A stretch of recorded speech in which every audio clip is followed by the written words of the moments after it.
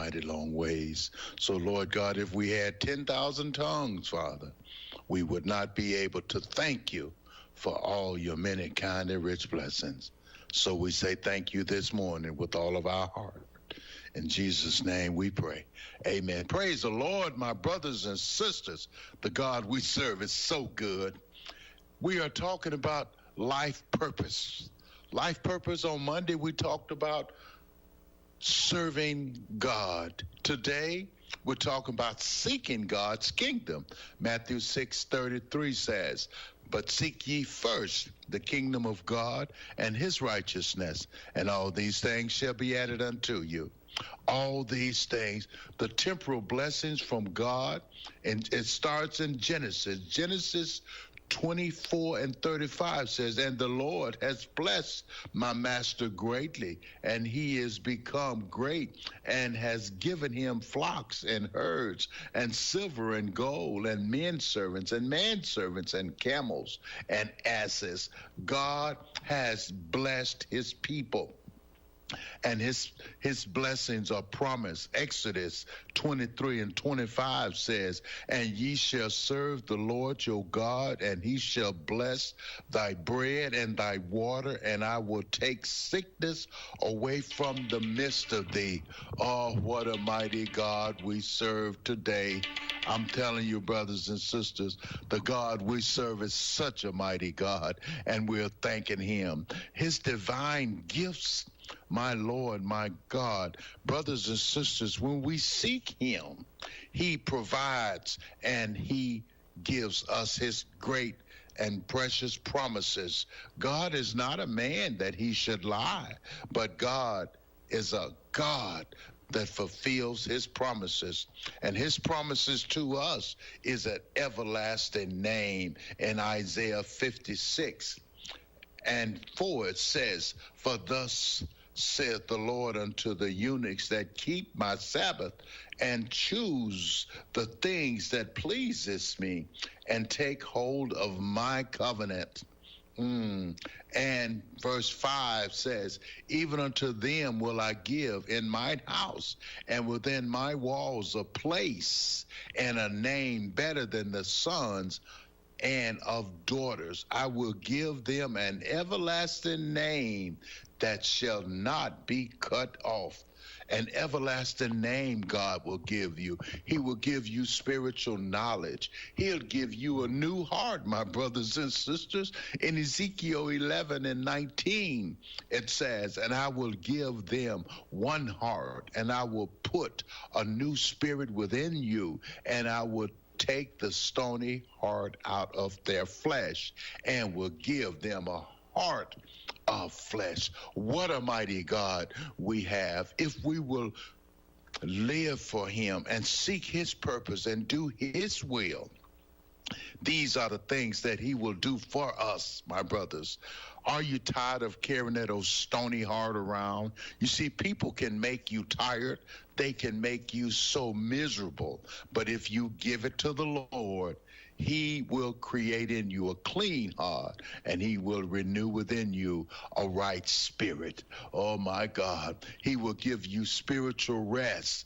He will give you the Holy Spirit, eternal life, and a spiritual crown. So, my brothers and sisters, seek ye first the kingdom of God and his righteousness, and all these things, not some of these things, all these things will be added unto you.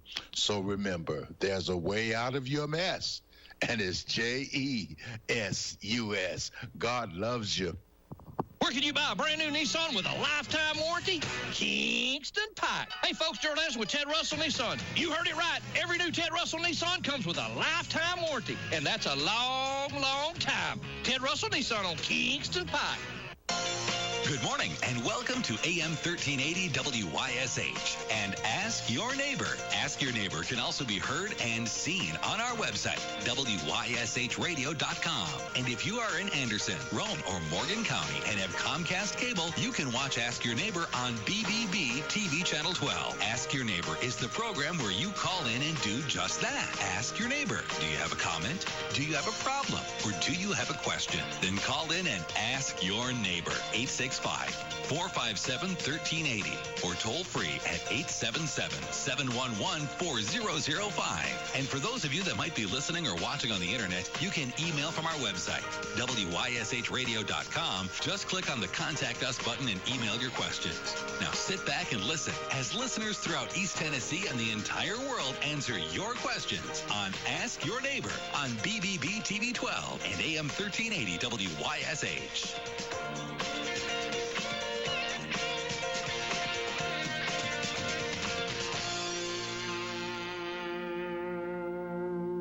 You know, there's a difference between someone who says they'll clean your car and someone who's dedicated to delivering strong and reliable services in auto detailing, paint correction, ceramic coating, and restoration. Detail Pros is a team of talented specialists using the latest products and techniques. They have a variety of packages and services to fit your budget. For the best in interior and exterior detail work for your vehicle, schedule your appointment today. Detail Pros serving Knox, Roane, Morgan, and Anderson counties. 865-900-1901. Professionally trained, certified, licensed, and insured. Detail Pros, auto reconditioning specialists. All right. It is the first Tuesday of the month. You guys know exactly what that means. Dr. David Ayers joins us today on Ask Your Neighbor. Today is Ask the Doctor edition of Ask Your Neighbor. Dr. Ayers, good morning. Good morning. Welcome. How are you today?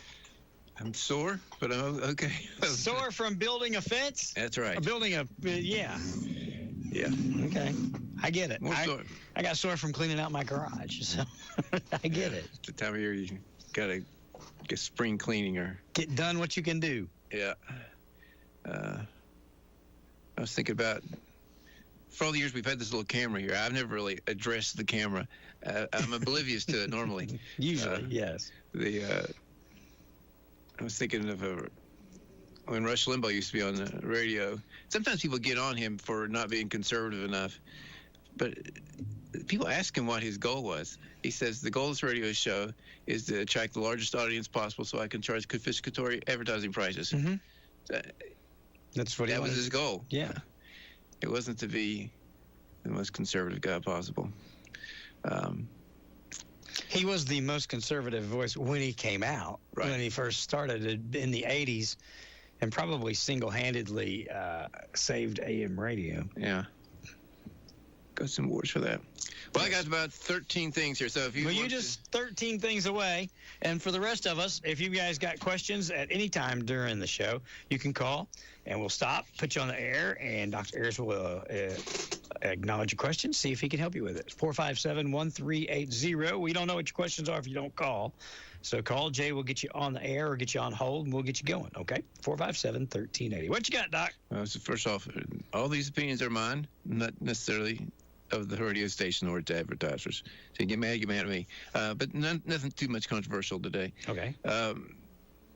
Number one, this is interesting. There was an autistic child. He was 19, I guess, at the time, so he wasn't quite a child, but he's an autism spectrum disorders, as we would say today. Okay. And he really was nonverbal.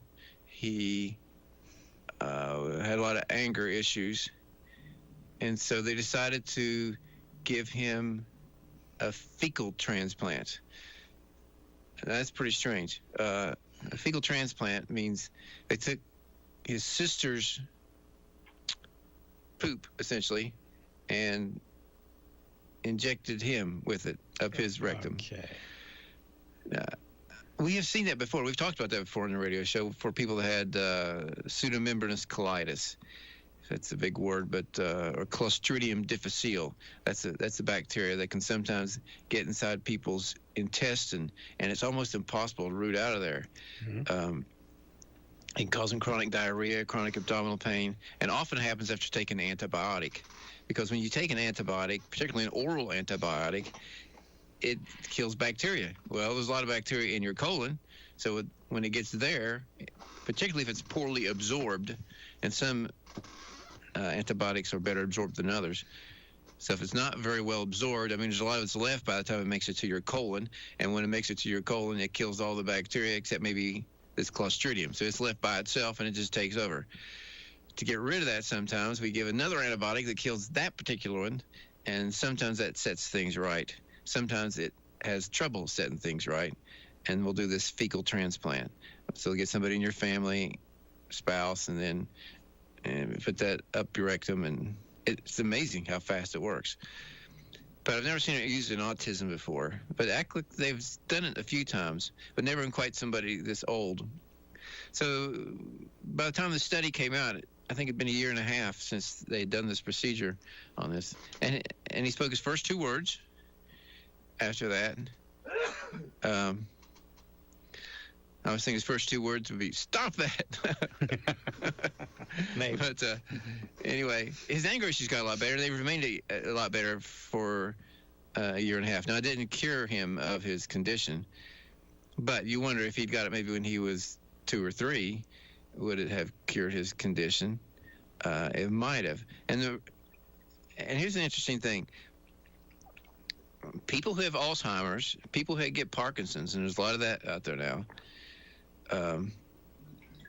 and people with autism spectrum disorder, there's something common about those, and the fact there's inflammation going on in the body. And a lot of the inflammation can be in the bowel. And so for all those 3 things, you may want to consider this procedure to decrease the inflammation. Okay. If you think about Alzheimer's disease, it has these plaques and neurofibrillary tangles that occur in the brain. We think those are the result of inflammatory process. If we could stop that process by this sort of intervention. Yeah, calls over here whenever you're ready. There's a lot of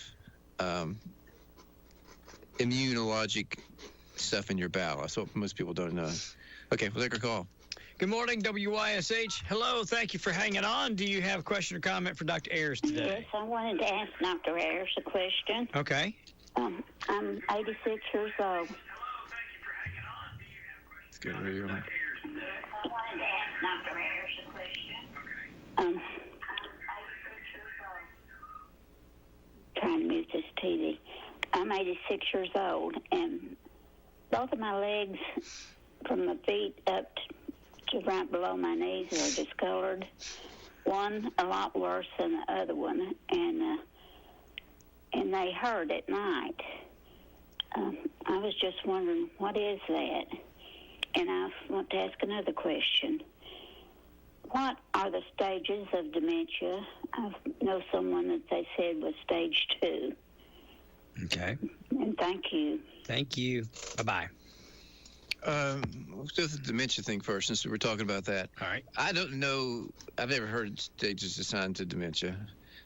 Not that there's not, but I've never heard of that. Dementia is a gradual process. And by the time you think somebody's got it, they've probably had it for 10 years or 20 years.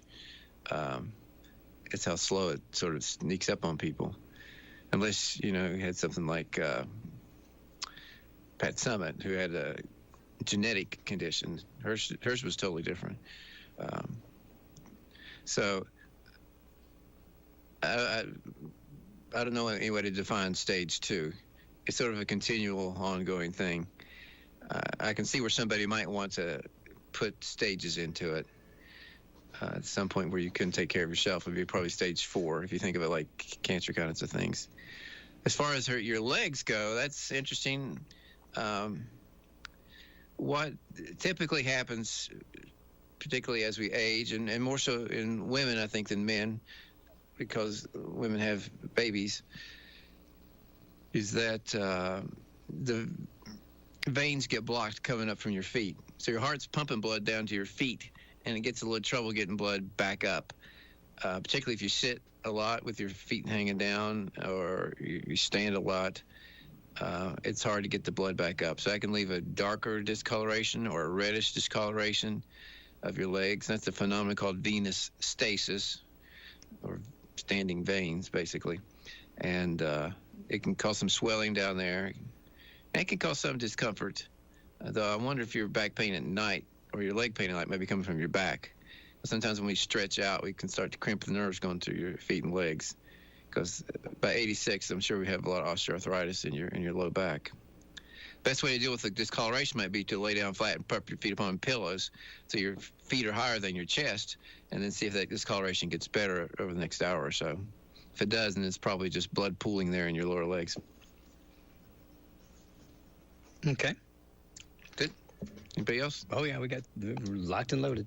Good morning. Welcome to Ask Your Neighbor. Do you have a question or comment for Dr. Ayers today? Yes, I have a question. Go ahead. I want to know about the Ozempic. The doctor had put me on it, but it's giving me horrible tummy troubles, and I want to know if that will last or not. And I'm type 1 diabetic, so I want to know how that goes into it, and if you lose weight with it, if it's worth it.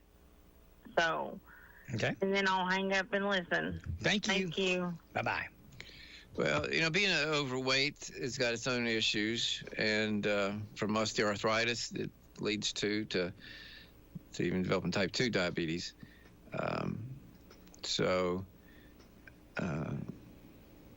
With type 1 diabetes, you just have to watch your sugar. If you're taking anything that's going to cause you to lose a lot of weight real fast, or any kind of medicine for that matter. Because just to differentiate for people listening out there, type 1 diabetes is essentially you don't have any insulin. Your body's not making it. Okay. Type 2 diabetes, you become resistant to insulin. So it's sort of the same kind of thing. Your sugar goes high and all those things, but it's a totally different cause. A lot of type 1 diabetics typically are thinner because if you think about what insulin does, it helps you to take the sugar into the body out of the bloodstream. If you can't get it into your body, then it's hard to really gain extra weight. So I think anytime you're doing a weight gain or exercise program or all this, you're going to have to watch your sugar a lot closer. As far as tummy trouble with it, I'm sure it's in the list of known side effects with Ozempic, and you just have to decide, is it worth it for you? For some people, I'm sure it will go away. For some people, it may last the whole time you're taking it. And though a lot of these early side effects tend to go away over time, I think it's to be a personal decision. No way to know what's going to happen in you other than just let time pass and see how it goes. All right. Good morning, WYSH. Thank you for hanging on. Welcome. Hang on. There we go. Good morning, WYSH. Welcome to Ask Your Neighbor this morning. Do you have a question for Dr. Ayers? Yes, I do. I want to know if he knows of anything about. I've got a friend that has all kinds of noises in her head, like trains and just all kinds of loud noises. Is there anything causes that, or does he know anything about it? Okay. Thank you. It'd be sort of the ringing in the ears kind of thing. It's an extension of that kind of problem. Here's the way your ear works. Sounds are made, and that causes waves in the air. And those waves in the air go through that little hole in the side of your head and goes to your eardrum and makes the eardrum shake. When the eardrum shakes, it makes 3 little bones wiggle, and it passes it on to the cochlea, which is where the hearing sort of starts. And it's like a snail shell all curled up, but in the curves of that snail shell are little hair cells, and they're sort of tuned to different frequencies. And when they start wiggling, that sends a message to the part of your brain that listens to auditory stimulus, and then you perceive that as a sound. But what if one of those hair cells got messed up and started sending the signal without the benefit of a noise? Well, that's where you get ringing in the ears. You got a message from your ear to your brain that there's a noise and there is no noise.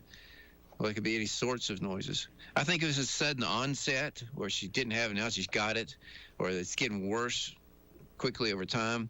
She's going to have to see somebody in the hearing world, an ear, nose, and throat doctor, because you can get little tumors in there in the auditory. There's a thing called acoustic neuromas. Mm-hmm. And I was reading, actually just yesterday, I saw my brother-in-law mentioned Mark Ruffalo, the guy who played the Hulk.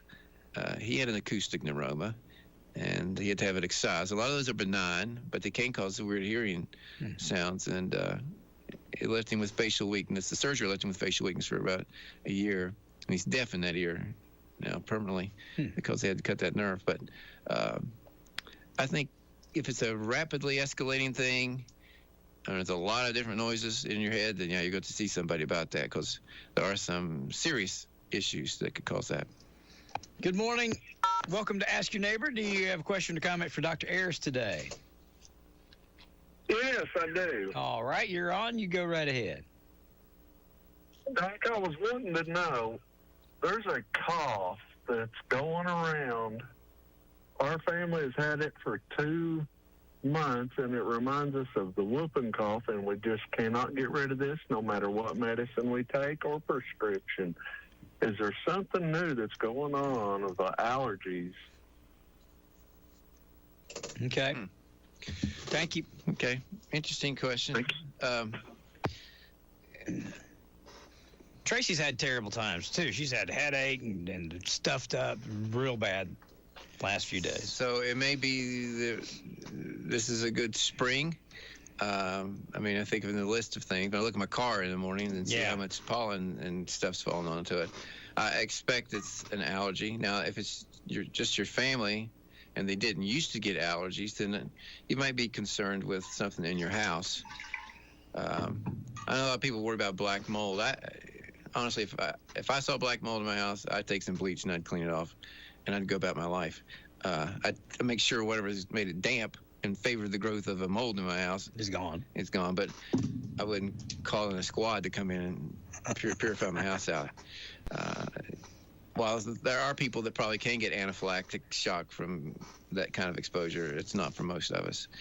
But it could cause you to have a cough, and if you do have some dampness in your house, and we've had a lot of rain, it's one thing I tell you, it's probably not a virus.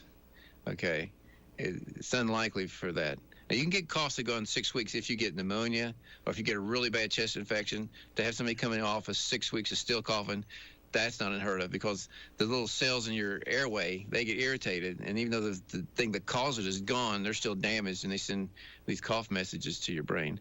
But for a whole family to be coughing 4 weeks, whooping cough, you can cough a long time with it. But whooping cough's pretty uncommon. For a whole family to come down with whooping cough, that would be really strange. Yeah. We're going to talk about shots or pertussis here in a little bit. But pertussis is the medical name for whooping cough. Okay. So probably an allergy to something. Remember, you guys can call while Dr. Ayers is talking. We'll stop and take your calls and try to answer your questions at 457-1380 or 877-711-4005. Something I would consider, if you've tried the Allegras and the Claritins, if you tried the Flonaces, you might try an inhaled like albuterol. I can't remember if that's over the counter now or not, but like an asthmatic would have. Because the number one symptom of an asthmatic is a cough. It's not wheezing, it's coughing. So if someone's got your airways all irritated, and one of you might volunteer to go on a round of prednisone to see if that settled out compared to the rest of it. The rest of the family is a control, and one of you be treated and see if that helps it. So an inhaled albuterol, like an asthmatic would carry, or a round of prednisone, see if that settled it down. All right, so inflammation is at the root of a lot of health problems.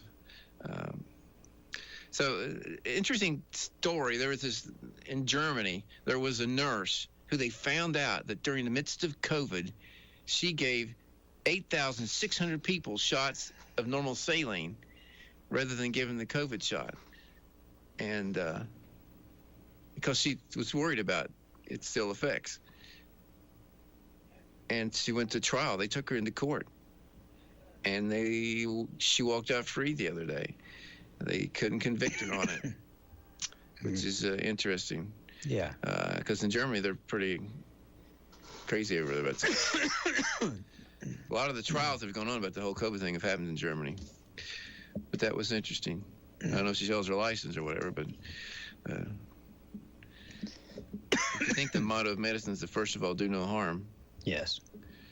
So you coughing just since you did the garage, or you coughing? Oh, yeah, since the garage and been outside, yeah. absolutely. Yeah, you might want to take some. And I've got the runny nose and all that stuff too, but I Yeah. get this every year. So Allegra, Claritin. Yes. Allegra and Claritin, if you're going to take an antihistamine, have some advantages in the sense they tend not to be sedating. I think, what's the other one? Starts with a Z. Zytec or Zyrtec? Zyrtec. Yes. Yeah, it's the studies they did on Zyrtec, they did the sedation studies at 5 milligrams and the effectiveness studies at 10 milligrams. So 10 milligrams that works, but it's sedating. But they only quote the 5 milligram studies where it doesn't work, but it's not sedating. So it depends on what you're looking for. Yeah. Here's an interesting thing for those of you who follow what's going to happen in the future. Evidently, after June 6, 2024, regardless of when you made a reservation with Airbnb, there will be no refunds for disasters that block you from getting there. Where I guess they do that up to this point. There will be refunds if there's a disaster to where you're going. So if you're going to stay at a hotel and they got hit by a tornado, yeah, Airbnb will refund your money. But if you just can't get there because there was a disaster where you're at, you don't get any more refunds on that. So they're predicting, evidently, somehow Airbnb thinks at least that starting in June 6th, there's going to be troubles with flying. That's my guess. Not driving so much, but probably flying. Mm-hmm. So you may expect some interruptions in air travel this summer. Well, with all this Boeing stuff going on, well, that's interesting. They'll pull some of them out of the air just to start inspecting them. Guarantee it. 2 guys have been killed or died. They're seriously. dead now. Mm-hmm. But now 10 more have come out. They said 10 more whistleblowers. So either Boeing's got a problem, or B, somebody's trying to give Boeing a problem. Yeah, we'll have to see what happens with that. Now here, you may want to get a pencil or a pen and paper, because some of the things I'm going to say you may want to write down today. And one of this is this cooking oil cheat sheet. Who'd have thought cooking oil could become a medical issue? But just so you know the background, if you hear people talking about seed oils, and we talked about this, I think, last month or the month before, seed oils we've decided are probably bad for your health. And some of this goes way, way back to Crisco, which I think is cottonseed oil.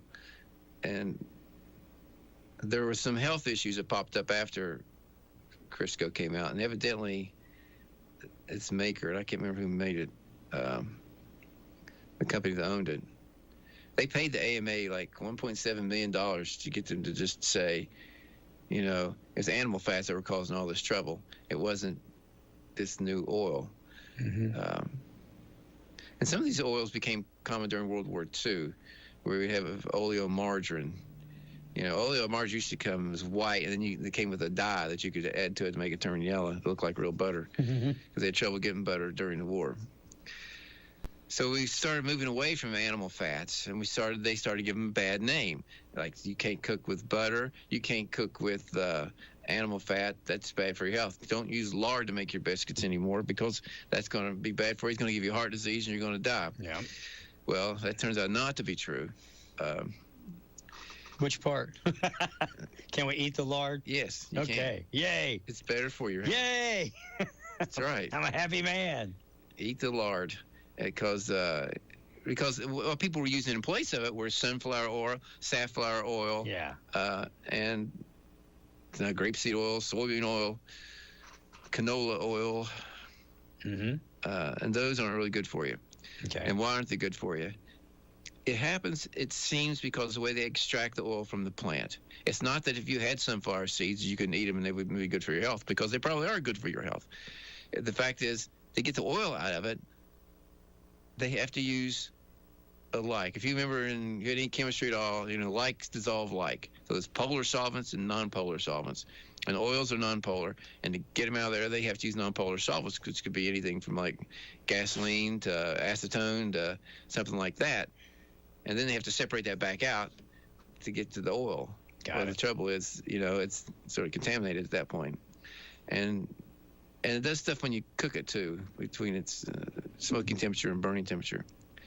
So the seed oils are out. All the things, I'm sure I told people to use canola oil and sunflower oil in my career, but I didn't know all this background history. So if you're going to cook under high heat, yes, like deep fry something, you can use coconut oil and olive oil or tallow, which would be lard, to do that. If you're cooking under medium heat, you can use avocado oil if you want to use that. If you want to cook under low heat, then it's butter would be your best choice. Now, why are those okay? Well, the butter and the lard, they're just totally different kinds of fats. But the coconut oil and the olive oil and the avocado oil are made by squeezing the plant. They just squish it and get the oils out of there. And that's why they're not extracted using some kind of solvent like these other seed oils are. Okay. So coconut oil is very good. Coconut got out. I remember actually years ago, Russ Limbaugh was upset because that's what they used in theaters to make popcorn. Because if you cook with coconut oil, popcorn will stay good for days. Yeah, you can try it. Huh. And it has a light coconut kind of flavor to it. And it's very good if you're going to deep fry something. I didn't know that. Yeah, so. Good morning. Welcome to Ask Your Neighbor. Do you have a question for Dr. Ayers this morning? I got a comment and a question there, Mr. Meredith. All right, sir. Go right ahead. Good morning to you and Dr. Ayers there. I was listening to you talk here a minute ago, and then I remember going to the Kaz Walker store on Clinton Highway with my grandparents years ago, and they used to buy that clover leaf lard in a 25-gallon or 25-pound can. Yeah. And they used that. I mean, there wasn't no none of this virgin olive oil and stuff, right? They used straight up clover leaf virgin lard. There you go. I remember that.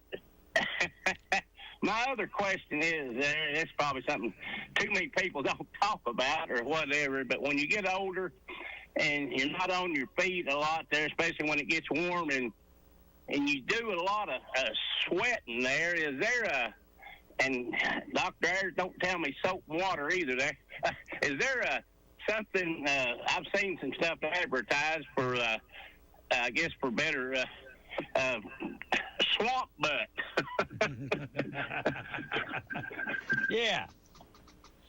So I've seen this stuff called Lume and different stuff like that, and I don't know if he's got an answer for that, and he probably never got that question before. Probably there. not. But anyway, I'll hang up and listen, and I thank you. Thank you, Mike. See you, buddy. All right. Bye-bye. Oddly enough, I have had people come into the office in years past that complained of, well, their spouses actually complained that their spouse didn't smell good. That they stink. Right. And some of that, when you sweat or you give a moist environment, it's much like the mold we were talking about before. It favors the growth of certain organisms. And there's certain organisms that live on your skin. And if kind of organisms on your skin are kinds that may give off a bad odor, and then you get real hot and sweaty, which favors their excessive growth, then you might find yourself with some odors there that are hard to control. So you have to ask yourself, how can you do that? Well, you can change the environment. So if you can try to keep it dry, change the underwear to work or whatever you're doing, and put on some dry underwear rather than staying damp all day long when you're working in the sweat. That might help. I guess you could consider a topical antibiotic cream. I've never tried that on anybody, but sometimes if you can get dry and you can put almost like Desitin on there, which is what we use for diaper rashes, what that does, once you get the skin dry, it keeps the skin dry underneath the Desitin, and that would protect it physically from getting wet. Even though you got wet, it wouldn't get wet underneath the Desitin. Of course, it's got its own kind of smell for those that use Desitin on your babies.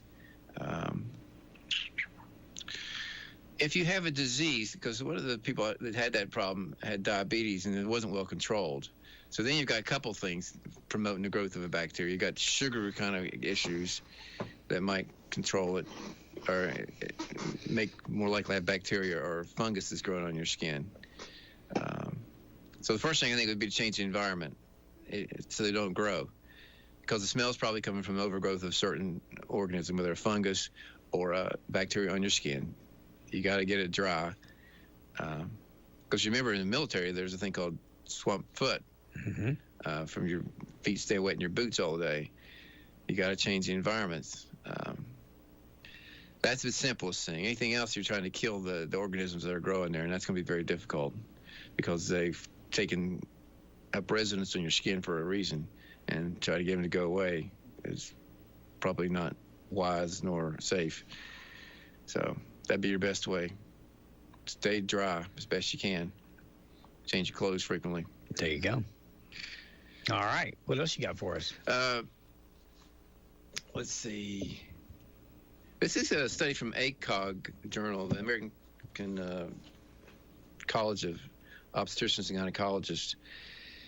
And the title was the transplacental transmission of COVID vaccines, mRNA, evidence from the placenta and the cord blood.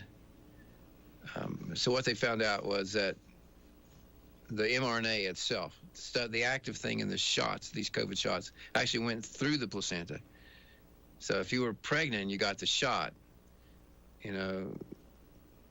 as wise or unwise as that may be, the baby was essentially given the same thing. So he got the mRNA, made it clear through the placenta. Because the placenta has a barrier like the brain. You've heard of a blood-brain barrier. It's hard to get medicines into the brain because the way the body's set up, they don't get through very well. Well, the placenta is set up the same way too, but this mRNA went right through there, and that's a potential problem. That's why I don't recommend pregnant women take the shot, regardless. If you're pregnant, you go to OB/GYN and they say take the COVID shot, I'd run and find me somebody else, because we don't know enough. Even if I'm all wrong, let's say I'm just totally wrong about all this COVID shots, to give a pregnant person a drug that which we really don't know enough about is insane. It just really is insane. And we've never done that in medicine before. And when that happened in this COVID thing, I was just shocked. Like I said, you can't get a pregnant woman to take a Tylenol, and she's going to take an unknown shot. So we do know the shot makes it clear through into the baby. So if that was the question you had, then that's the answer. You can call questions in 865-457-1380 or 877-711-4005. And if you do, we'll stop and Doc will try and answer your question for you. In the meantime, we'll just find out what else you got for us. So number 6 on the list is there's these forever chemicals. You might read about them. And they're a lot like Teflon, essentially. Once it gets in you, it's in you forever. And you can't get it out. And so I don't recommend Teflon-coated cookware. Cast iron is probably your best bet. And if you treat cast iron right, it's just as non-sticky as Teflon is. And you get some iron in your diet as well. But now we're finding they're in like Band-Aid brand Band-Aids, in paper straws, and everybody wants to switch away from these plastic straws to paper straws. They find the paper straws have got these forever chemicals in them. And I expect they're almost ubiquitous in our environment these days. We use them so much. But they do seem to lead to cancer in some people. So just maybe just get gauze and wrap around your sword and try to avoid the Band-Aids. Okay. This is an interesting story because it is sort of, it's not directly medicine, but I just find it interesting. So FBI records of a guy named L.P. Gise, G-I-S-E. They can't find him. They were destroyed accidentally. And now why is that important? Well, he's the grandfather of Jeff Bezos. And he helped create DARPA. Now, DARPA is the Defense Advanced Research Group. They're the group that comes up with the crazy lasers shooting out of airplanes and all this other stuff. And what they've let us see has no reflection on what they've already developed. Because typically DARPA doesn't release to the public anything close to what they've got until about 30 years later. So if you've been playing on Chat GTP or GPT or whatever it's called, or talking to AI on your computer and asking it questions, and you think that that's as advanced as AI really is, that's like the home play version. Their AI is so advanced right now. That's just a toy to keep us entertained. But it's interesting that it's Jeff Bezos' grandfather, because if you look at these guys, if you look at Jeff Bezos, whose grandfather helped develop DARPA, and Bill Gates, whose father was high up in Planned Parenthood, and his mom worked for IBM, and Zuckerberg, who just suddenly came up with Facebook. None of these people really did anything. Most of the stuff was given to them. We know from Bill Gates that his mother helped work out this deal with IBM. He didn't develop anything in a garage. How many garage stories are there out there that these guys were in a garage? And I think it's the same kind of story they said for Apple. It's highly unlikely they came up with all that in their garage. Because what happens is DARPA makes this stuff, and they don't have an outlet for it that people wouldn't be suspicious of. And so they give it to somebody. So I think we've talked before about Facebook is a thing called LifeLock or Citizen Lock, which was being developed by DARPA. DARPA wanted to know more about you and me, and they didn't want to have to ask us. They wanted us to volunteer it. So they came up with this little program where people would post their pictures online, tell what they're going to be doing, tell who all their friends are. And they wouldn't have to ask them those questions. But then they thought people would be way too suspicious if the government puts that out. So they knocked on Zuckerberg's door and said, hey, how would you like to be a billionaire? I don't know if you saw his new boat. I haven't. Yeah. It's not green, I'll tell you that. It's powered by regular old fuel. And lots of it. So all these guys, these 3 billionaires, have an association with DARPA, is what I'm trying to show you. That is just odd. That is beyond being statistically likely. Because we used to look up to these guys. Oh, there's another guy who did great in America, and as your tax dollars helped DARPA develop this stuff, and they gave it to somebody and made them rich. But how do you get in line to get one of those free companies? I'd like somebody to hand me a Facebook. I think you have to be related to somebody. Darn. Yeah. Story of my life. So, number 8 on the list, scientists develop a new coronavirus vaccine that even works on the versions of the virus that haven't even been discovered yet. Oh, wow. Yeah, that's interesting. It works on stuff we don't know about stuff yet. Well, interesting. Well, I'm assuming, I read the article. They didn't really come out and give their explanation, but yeah, they want to stay ahead. So here's the theory. If you want to, you can get online and see how many bioresearch facilities there are in your state. Because if you think they're just over in Ukraine and they had one over in Wuhan, these things are everywhere. I know Manhattan, Kansas just took the deadliest of all their animal biolabs and stuck it in the middle of cow country, because it wasn't on a little island off of I think Plum Island off the coast of New York, out in the ocean.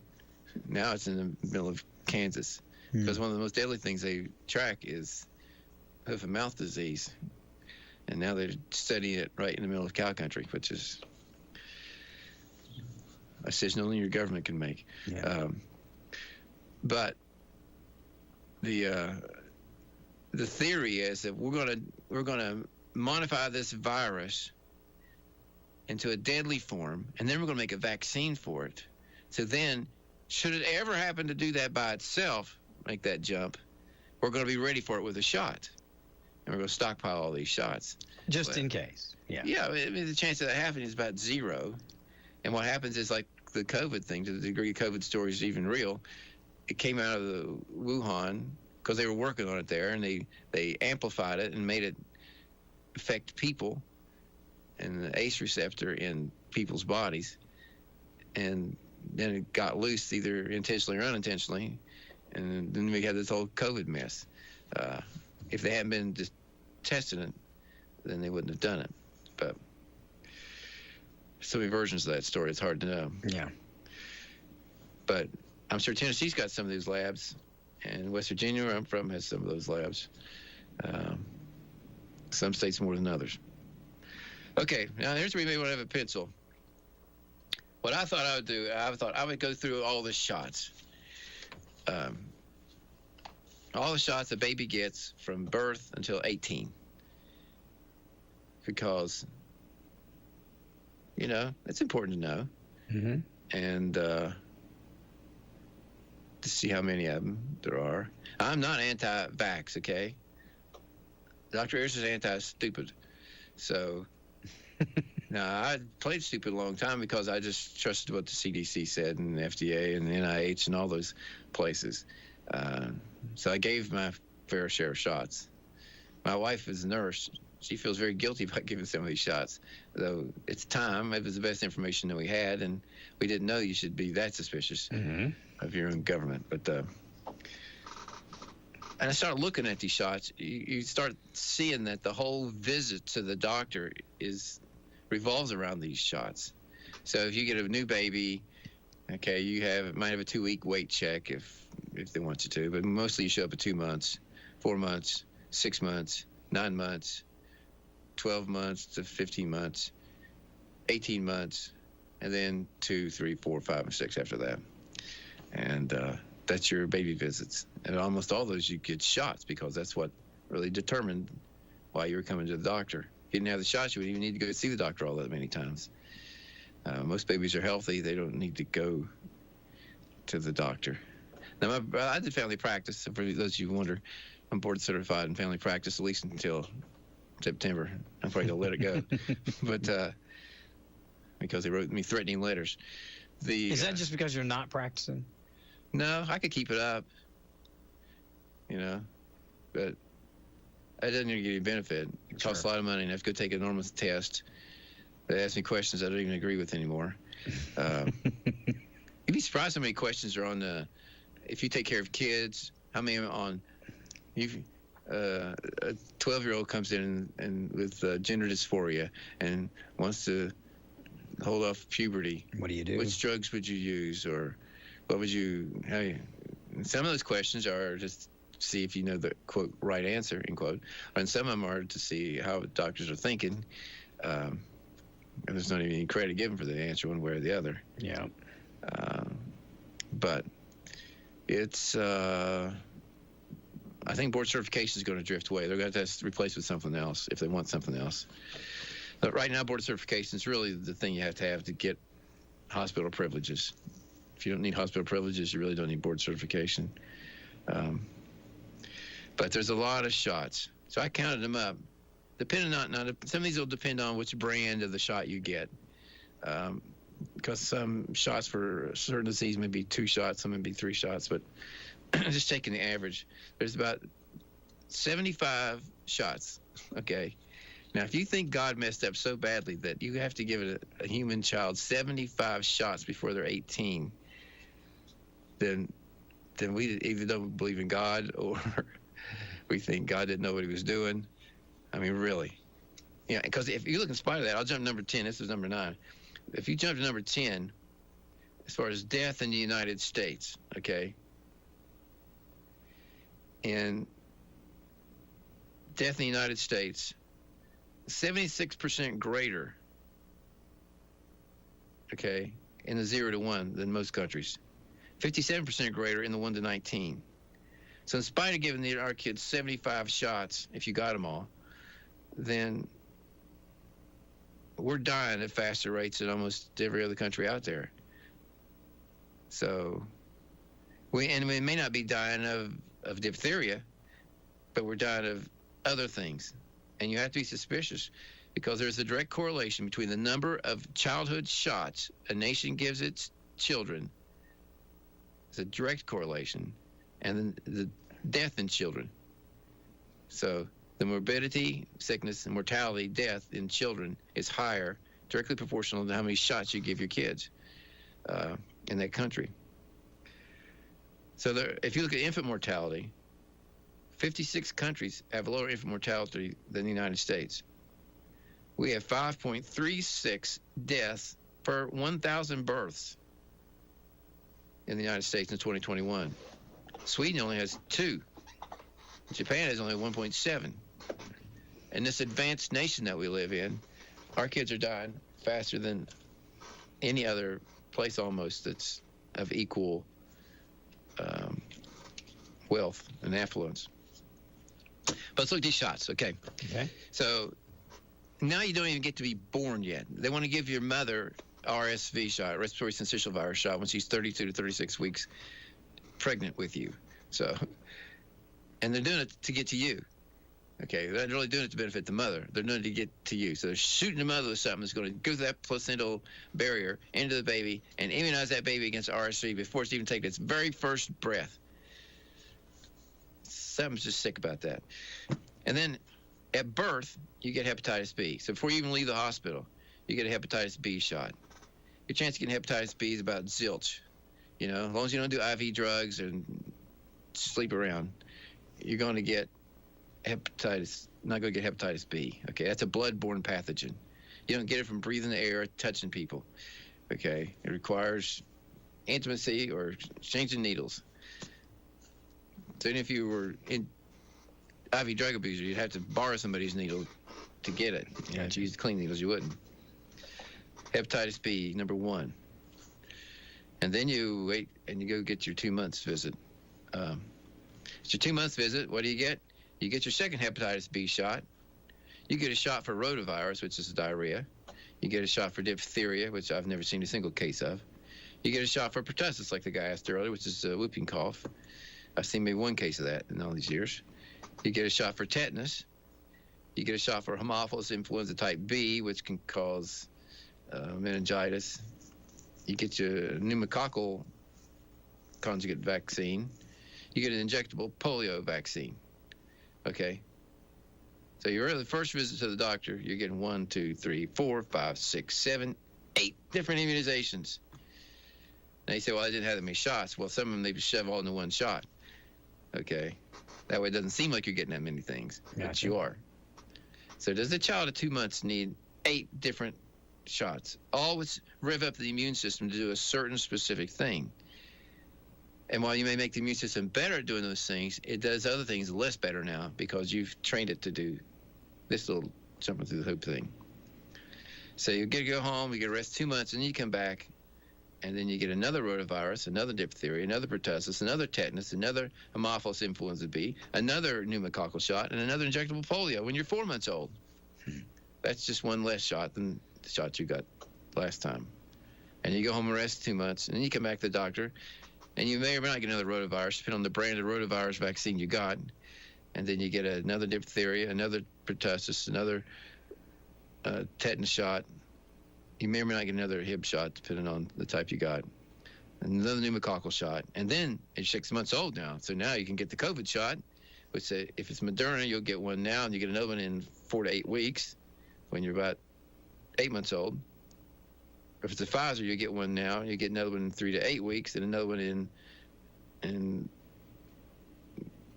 12 to 26 weeks thereafter that. So you get 2 more shots. And because you're 6 months old, now you can get your first influenza shot. And you'll get one now, and you probably get another one in about a month. So, 1, 2, 3, 4, 5, 6, 7, 8 shots on that one. So this poor child in the first few months of life has had about 24, 25, 26 shots. 6 months of life has had 26 immunizations. That is insane. And I did it for years to kids. I didn't do the COVID or the flu. We didn't get flu back then. Sure. And we didn't really have pneumococcal back then for babies. I did some of that. Didn't have the rotavirus. So then you come back at 9 months, 3 months after that. And really they just check your hemoglobin. So you're lucky on that visit. But you see, most of these visits to the doctor, your doctor's doing a weight check, a height check. He's measuring the brain circumference of the baby and charting a little graph. He may give you the graph to take home, and you can see how your baby's growing, if he's 90th percentile or 95th percentile, or if he's off the charts. But really, you didn't need to see the doctor at all. And then at 12 to 15 months, you'll come back. So the birthday, or somewhere between your birthday and 3 months, you come back, you get another respiratory syncytial virus shot, another hepatitis B shot. It's your third one of those. You get Hib shot, number 3 and number 4, depending on the brand you got. You get another Pneumovax. But now you get your first measles shot, your first mumps shot, your first rubella shot, you get a chickenpox shot, and you get hepatitis A, which you're not likely to get either. And if you did, most people do fine with it anyway. In fact, most of these diseases people do fine with. So we're immunizing children mostly against things that kids would do just fine with. Yeah. So that's the 12 to 15 months. And then you come back and see the doctor 18 months, a year and a half, and you get another RSV shot, another diphtheria shot, another pertussis shot, another tetanus shot, another injectable polio. It's your third one of those. And all through this, you'll get an annual flu shot. It's been a year since you got your first flu shot, so you probably get another flu shot. And then you get a break. So the kids come to the doctor at 2 and 3, and not much really happens. They check your height and your weight and ask if there's any questions. And then at 4 to 5, before you start school, you come back, you get another diphtheria shot, another pertussis shot, another tetanus shot. You get another injectable polio, which is the fourth one. You get your second measles shot, your second mumps shot, your second rubella shot, and your second chickenpox shot. Yeah. Before you start school. 11 and 12, you get a diphtheria shot, another pertussis shot, another tetanus shot, and then you get the Gardasil, which is your human papillomavirus, which we think causes cancer, and even though it's supposed to keep you from getting cancer. And you get your first meningococcal shot. And then when you're 16, you get another meningococcal shot. And every one of these years, you've got an influenza shot and probably a COVID shot, if they're truth be told. So it's probably 75 up to 90 shots now if you add up all the COVID shots he wants you to take. So somewhere this train is derailed. And all I'm saying is about these shots, if I had a baby today, I wouldn't get any of them. I would say we need to look, do we really need to be doing all of these? Are all of these really necessary? Or are we just doing them because we can? We came up with a neat shot, you know. Everybody gets rotavirus. Most people don't die. Diphtheria has got a treatment. Pertussis has a treatment. You know, nobody wants tetanus, but I've never seen a case of tetanus. Pneumococcal, it's supposed to cut down some ear infections and pneumonia, but you really don't see that hardly other than ear infections. But the number of ear infections has really gone up since we started doing all these shots. It's not gone down. Okay. Somewhere we have to stop and say, this is insanity. We need to rethink this. Because there's questions about how well these shots even work. And you can say, well, we've not seen diphtheria, pertussis, or tetanus. Yeah, but we don't know if we'd see them if we stopped it either. Sure. Because most of these had really gone away. That's a lot of shooting. It's a lot of stuff. And now, of course, you're an adult. They want you to take a shingles shot, and they want you to take a Pneumovax, 2 different kinds of Pneumovax. They want you to take a flu shot every year and a COVID shot twice a year. And you just got to wonder why. Especially the flu shot. Flu shot's so pitiful. It hardly works at all. Any other calls? 865-457-1380 or 877-711-4005. If you guys are finished. But then the last 3 here. Okay. All right. Go ahead. Miss USA quit. Noella Voigt, I think's her name. Okay. She said she had mental health issues. I can't imagine the pressures you might be under to be Miss USA, but she's stepping down from mental health issues, which is curious because I'm sure she worked her whole life to be Miss USA. To get there, yeah. And the pressures seem excessive. That was number 12. Number 11, have more babies. All right? This is a plea from Dr. Ayers. We're not having enough babies here in the United States. Okay. I think we talked last time about Italy. Italy may just be gone. They've dropped so low in having babies, it may be beyond able to turn that around. So, which considering they're Catholic mostly, you'd think, because Catholics really don't do birth control, in theory. They have this, what do they call it? What is their method called? Anyway. Rhythm. Yeah, rhythm method. So that was the joke in medical school. Mm-hmm. What do you call people practicing the rhythm control, birth control? Mom, dad. Yeah, parents. Yeah, because it's hard to get that one right. The United States is on that same road. And some people say, well, that's why I really know these people in the country. Well, that's not. It's going to just change the country. Japan's about shot, too. They're down to not having enough babies. That means that no matter what they do at this point, it's going to be hard to save the country. Gotcha. Save that as an ethnicity. It's going to be gone. Yeah. Your best baby making years are 18 to 25. Most people are just waiting too late. So if you're a young woman out there and you're going to get married, I'd have your babies early. 18 to 25. That's your best. It's easier to get pregnant. It's just easier on your body. And once you get past 25, 1 out of 5 couples will have trouble conceiving. Now, we got all this IVF and this other stuff, which has some moral issues with it, but okay. And a lot of people can still get pregnant, but it's a lot easier. And the last one, we're having tuberculosis issues, and it's predictable. I think we said this a while back. If you let a lot of people into the country who haven't been medically screened, you're going to get diseases that we don't really have here in the United States. And we didn't really have much tuberculosis.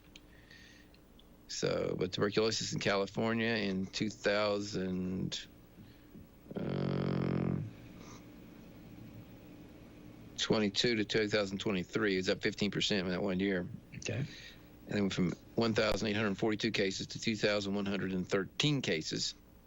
Okay. Nationwide, in 2019, we had 8,895 cases. 2023 to 9,615 cases. So you can see that the 9,615 cases the United States had, 2,000 of them were in California alone. Why? Because California has the migration issues. You're bringing all these people in here. And I'm surprised that the FDA or CDC said that migration was one of the big causes of this outbreak in tuberculosis. Now, there are treatments for tuberculosis, but it's hard to kill. It's like Mycobacterium tuberculosis is the germ that causes tuberculosis. Mycobacterium leprosy is a disease, is the germ that causes leprosy. The reason both those are a little hard to kill is because they're so slow growing.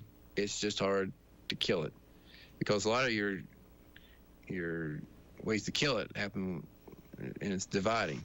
And if it ain't dividing very fast, it's hard to kill. Okay. So, now tuberculosis is not that contagious. I've been in rooms with it, no masks and all that, and didn't catch TB. And same with leprosy is not very contagious. I shook the hands of a guy who had leprosy, and I still have all my fingers. Okay. But they're hard to get rid of when you got them. So it wasn't that long ago. I'm sure somewhere around here there was a TB sanatorium where people went to recover from their TB, or they cut their lung out, or they deflated their lung. There's all kinds of things they used to do. But it's not going to be the only disease we're going to have with this big influx of immigrants who just come in the country without any screening. So that is medical news as of May the 7th, 2024. Thank you for your questions. And remember, Doc comes in on the first Tuesday of every month. We take your calls, answer your questions, and he brings you what's up going on in medicine. Have a great week, Doc. Have a great month. It's already summertime, isn't it? I was thinking 2 times. It's not this time, but the next time after that. It'll be July the 4th. Or somewhere around there. I mean, it's going to be close to that. Yeah. Wow. Moving quick. All right. Until next time, have a great day. All right, folks, have a great day. Bye. Thank you for listening to AM 1380 WYSH and Ask Your Neighbor. Make sure you tune in at 10 a.m. each day, Monday through Friday, right here on AM 1380 WYSH and BBB TV 12. Or listen live online at WYSHradio.com. And remember, if you have a question, comment, or problem, call in tomorrow and ask your neighbor. Or email from our website. It's Ask Your Neighbor. Thanks for listening.